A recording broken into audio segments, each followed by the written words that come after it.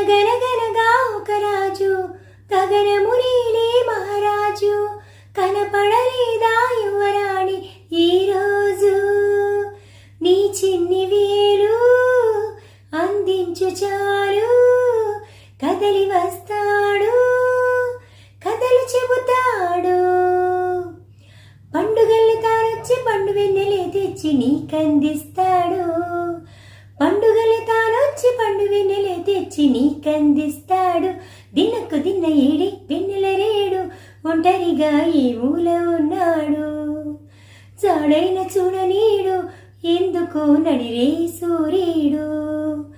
16 కళలు ఎదలోనే ఎప్పుడు దాచేసుకుంటాడా తనలోని సిరులు తన కంటికెన్నడు చూపించనంటాడా